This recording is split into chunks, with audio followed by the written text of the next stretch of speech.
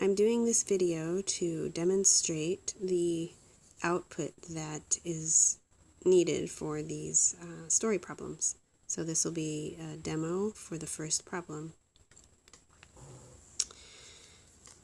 Miguel glues a ribbon border around the edges of a 5" by 8" picture to create a frame. What is the total length of ribbon that Miguel needs? So the first thing that you would do here is you'd draw a model of the frame. You know that one side is going to be longer and one side is going to be shorter. Generally those are portrait size frames, so you're going to have probably a shorter edge along the top and the bottom, and a longer edge on the sides. So here's a frame, Miguel's frame.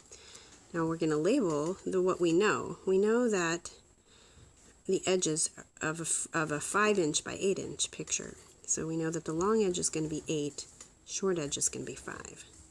Now if we want to put a ribbon around the entire thing, then we need to find out what the area is. And to do that, we're going to double each side. So that means that you're going to reflect that 8 over here and the 5 over here. And then we're going to do some addition. So what we know so far is that 8 plus 8 is 16. If you need to do some counting, you can kind of figure that out in a few different ways. But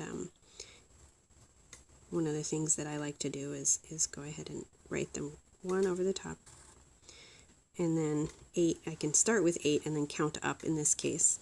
So 8, 9, 10, 11, and that's 3, 12, 13, 14, 15, 16. So I get to 16 that way. That's one way to do it. Now 5 and 5, counting by 5s is pretty easy, pretty slick, so you can just do 5, 10. So you know that 5